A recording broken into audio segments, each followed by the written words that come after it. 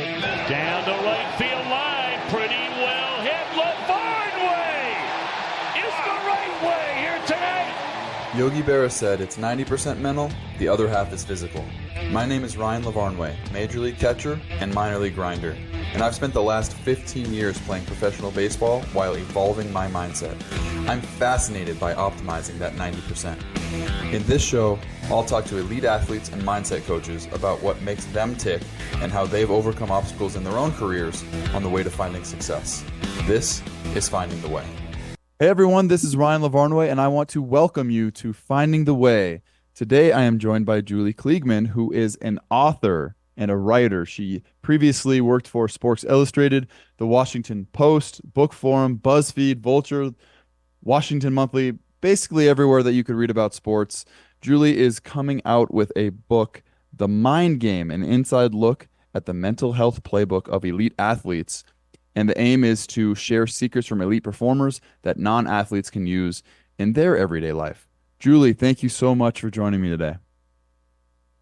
Thanks so much for having me, Ryan. So you're obviously a writer. You could write about dragons, you could write about love affairs, you could write about anything in the world, fiction, nonfiction. What attracts you to writing about sports? Well, I would love to write about dragons. Thanks for the suggestion. But growing up, I was always a fan of sports. I grew up a Mets fan, a Nets fan as well. More recently, I've gotten into the Liberty. And, other teams from there, the U.S. women's national soccer team. So sports have always been an interest of mine. I never played on a very competitive level, but I grew up playing soccer in rec leagues and travel leagues. And in high school, I ran cross country and track for the varsity team. So that is my very limited experience, like actually playing sports. Never played anything in college or anything like that. But yeah, sports have always interested me based on my own experiences as a fan. Okay, very cool. So you and I were connected through a mutual friend who runs Everybody Pulls the Tarp podcast. And if you're listening to this, I think you'll also love that podcast. Check it out. But Andrew introduced us because your book is all about helping non-athletes, non-sports people learn from the elite performing athletes, or basically take their success secrets and employ them in their own life. What is it about mental health that drew you to writing this book? Because writing a book is not a small thing. This is a huge process that you've undertaken. You've interviewed tons of Olympians to get your material for this book. What is it that drew you to this material, and why now? Yeah, great question. I would say that the mental health angle has always been something that's fascinated me about sports, in part because I have dealt with mental illness in my own life. I'm bipolar, and just because of that and because of my interest in sports, tying them together was kind of a natural fit for me. And then why now is because in the last few years, as I'm sure you know and are well aware of, we've had waves of athletes speaking up about their own mental health, whether that's on the mental performance side or the mental illness side, or oftentimes both. So with Simone Biles, Naomi Osaka, Michael Phelps, DeMar DeRozan, Kevin Love, like the list goes on and on. Well, yeah, obviously Simone Biles so famously pulled out of the Olympics because of her own battle, right, with mental health. What opportunity and what responsibility do you think that athletes have in bringing light to topics like mental health or civil rights, or really any issue that has a stigma in the public field, or politics? What opportunity and responsibility do you see that athletes have? Yeah, with mental health, it's kind of a tough one because I don't want anyone to feel like they have to be open about what they're dealing with if they're not ready.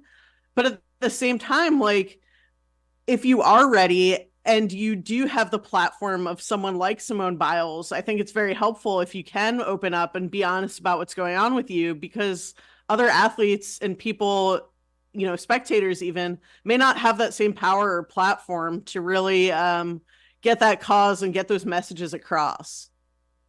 Yeah. Can you think of another topic where athletes have led the conversation in the same way that, like, with mental health and mental performance and struggles, athletes have seemed to over the past few years?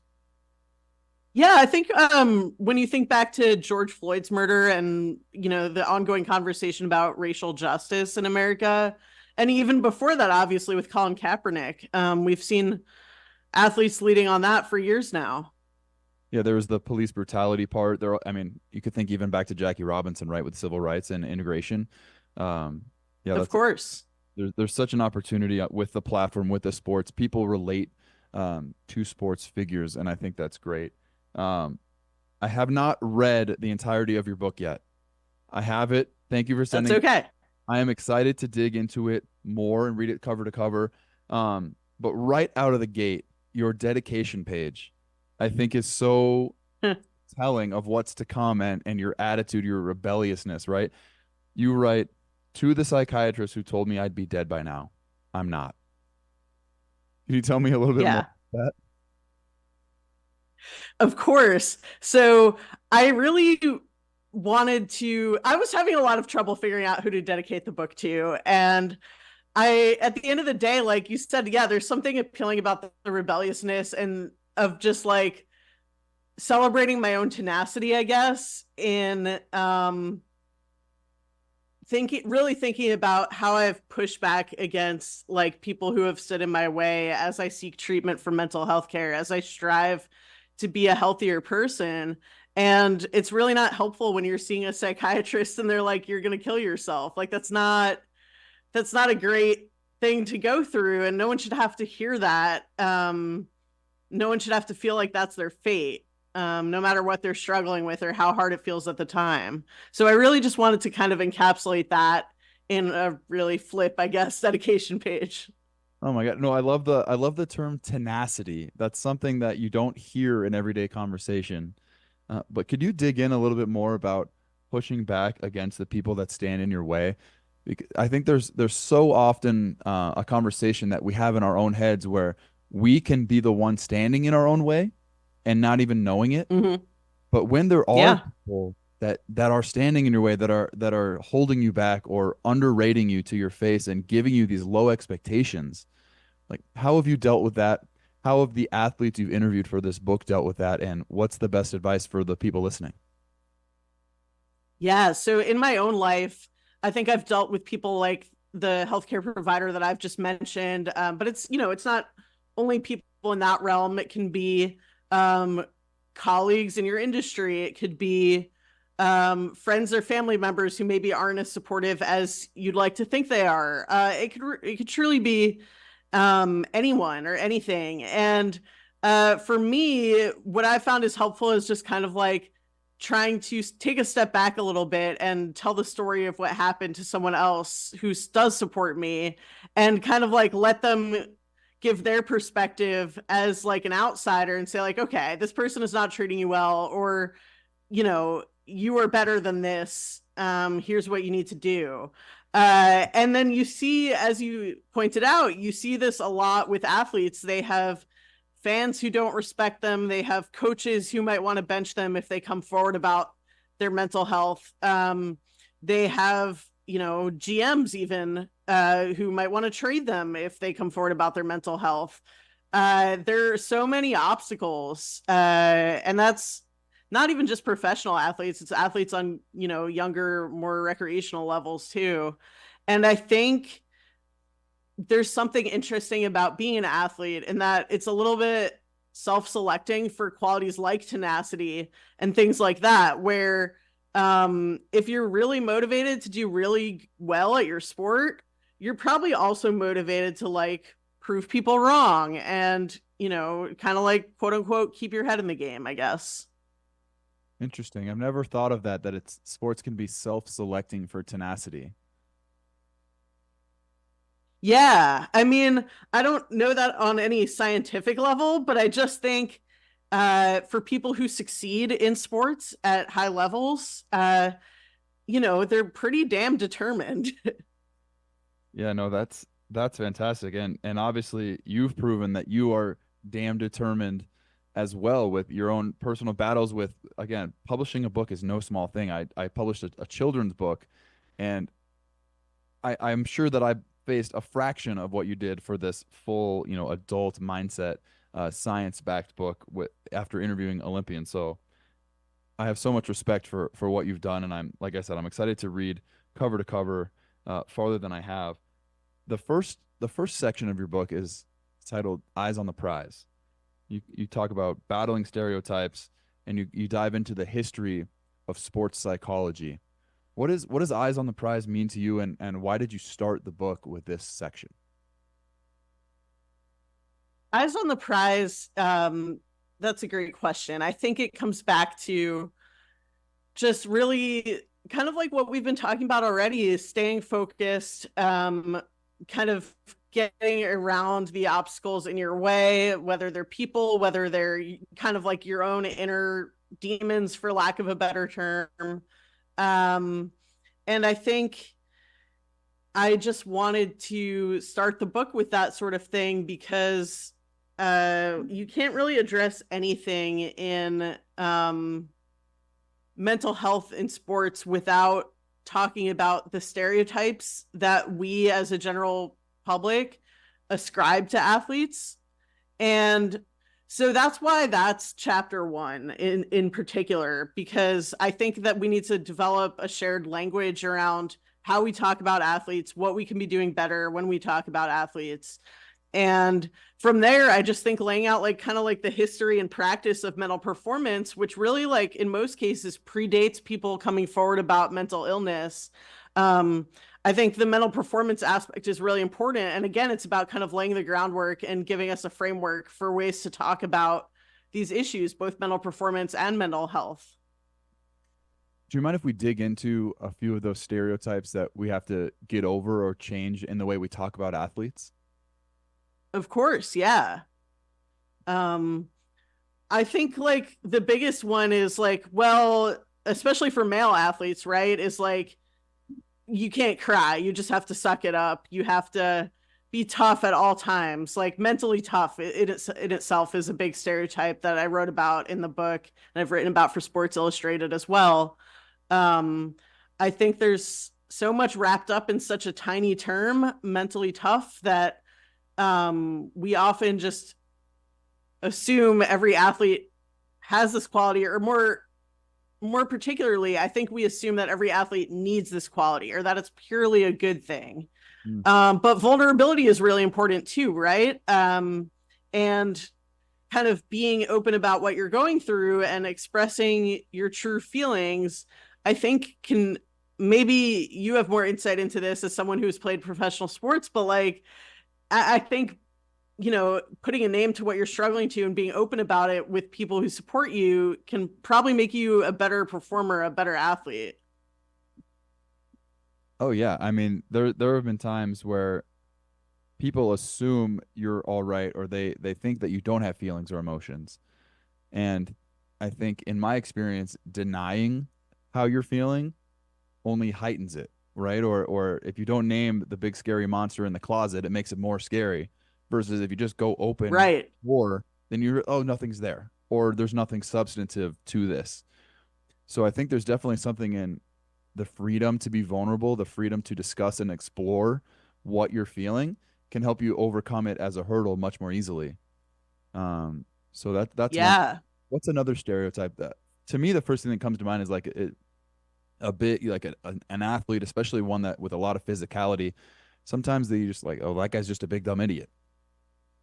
Oh yeah, that's a huge one, right? And then I feel like when you're told something like that a lot, you can start to believe it too, right? And that's really dangerous because obviously you don't need to be told this, but so many athletes are so intelligent and so good at what they do, not just physically, but mentally, that, we really need to see them as full people and not just like big dumb idiots or whatever you want to call them.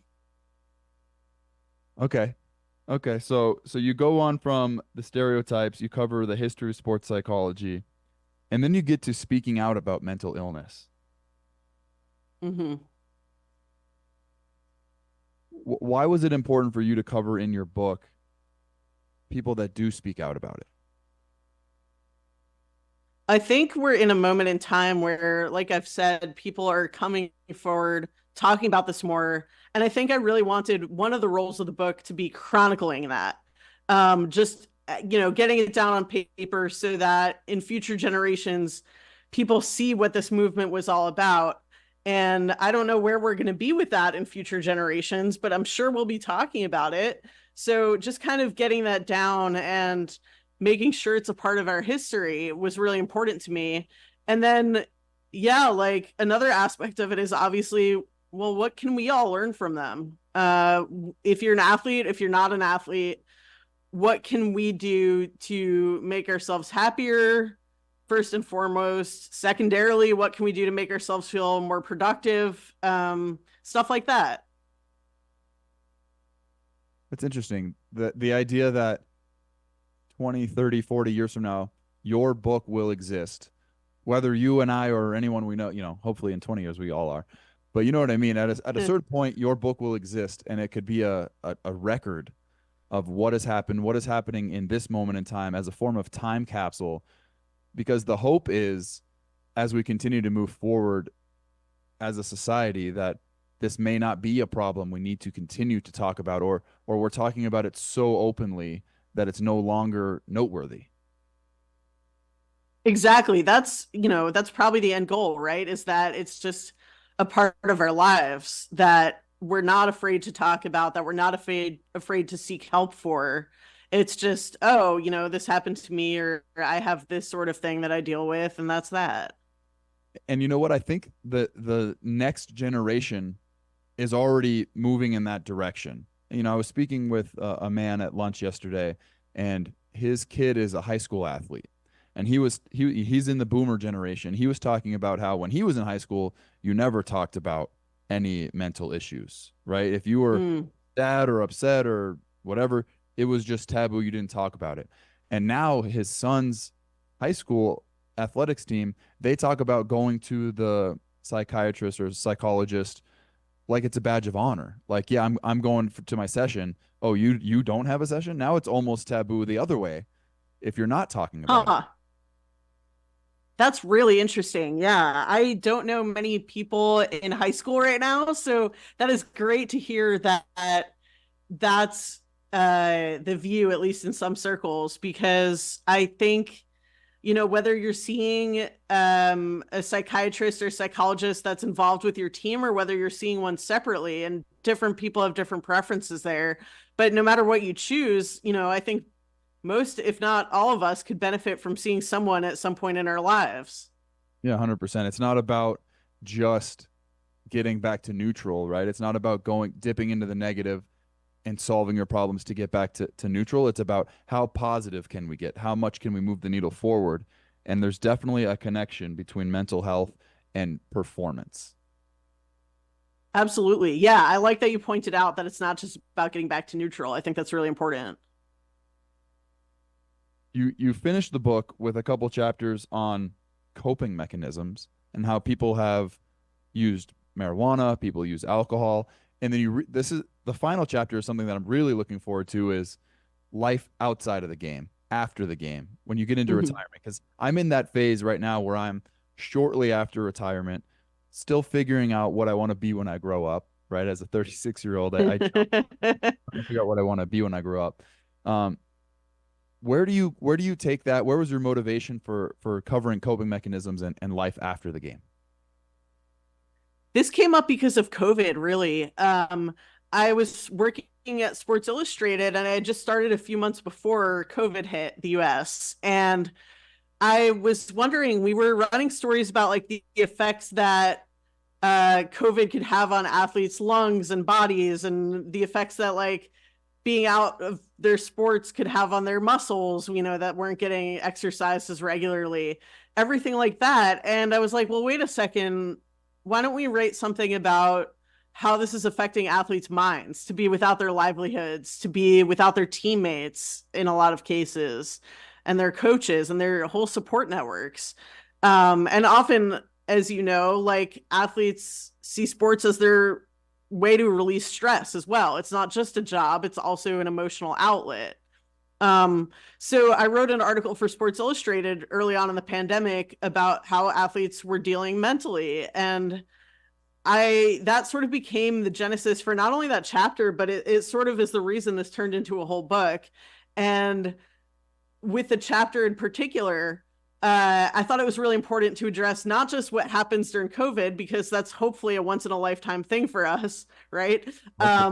But also, yeah, but also retirement happens to every single athlete, whether whether they like it or not, whether it comes at a time when they choose or whether it happens to them. Everyone deals with retirement. Almost everyone deals with an injury at one point or another, if not many more injuries. So you're going to be sidelined from the game for one reason or another. And I just thought it was really important to look at how that affects athletes, sort of in the spirit of treating them as whole people who exist outside of their sports. And would you give us a sneak peek into how you found that athletes are dealing mentally with being out of the game? And do you make any suggestions on how to deal with it better? I think for a lot of people, it's about finding a way to grapple with your identity before you hit that retirement age. Because, like I said, you don't know when it's going to come exactly. So, just kind of doing work to establish yourself as a person with other hobbies, with other interests, with other friend groups. Maybe you have friends who don't know anything about sports or don't care that you play for a team or something like that, right? Just making sure you know who you are if that sport were taken away from you tomorrow. And I think in that retirement life, a lot of things I've heard experts recommend and athletes recommend kind of revolves around establishing routines, and keeping up with those routines, whether it is retirement or whether you are sidelined because of a pandemic or because of an injury.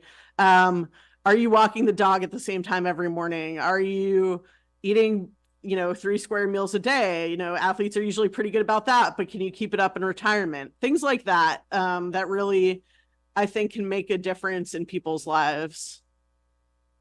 That's awesome. Yeah, that's awesome. And a lot of that I've experienced, and a lot of that I've had teammates and friends also experience. So thank you for shedding some light on that. As far as identity goes, I know you've written about sports, you've interviewed sports figures for most of your professional career. Did you ever see sports figures beginning to interview you like this? This is kind of a role reversal for you and I, isn't it? It really is, isn't it? I don't get that too often. A lot of times when I start interviews, I'll ask if the athlete has any questions for me about the story or about just me in general, because I'm getting them to share information and stories that might be difficult, that they sometimes have shared a lot before, but sometimes aren't used to sharing. But a lot of people don't really take me up on that, I have to say. So this is kind of a novel experience for me. Very cool. Well, thank you for sharing your time. I'm excited again to get into the book. If you're listening, check out Mind Game, an inside look at the mental health playbook of elite athletes. And Julie, before I let you go, I always ask every guest at the end of the episode if you could speak to a young version of Julie or somebody with similar hopes, similar dreams that wants to have the success that you've had in your career, what's the best advice that you could give them? Um, Hang in there. Also, like, take your work really seriously, but try not to take yourself too seriously. I love that. I love that. Take your work seriously. Don't take yourself too seriously. All right. Yeah, I just think, yeah. No, sorry. Oh, please go ahead. What do you got? Oh, no, I was just gonna say, like, if you wanted a little explanation of it, like, I don't know. I think when you take yourself too seriously, when you're hard on yourself for your mistakes, you're not producing your best work, and you're often, I find, not at your happiest. That's so true. That's so true. Thank you, Julie. Thank you, listeners, for listening. Again, this has been awesome. I'm so excited to dive into this book all the way. This has been Ryan Lavarnway. This has been Julie Kliegman. This has been Finding the Way, and we'll see you next time. Thanks for listening to Finding the Way with Ryan Lavarnway. Find previous episodes on Apple Podcasts, Spotify, or wherever you listen to podcasts.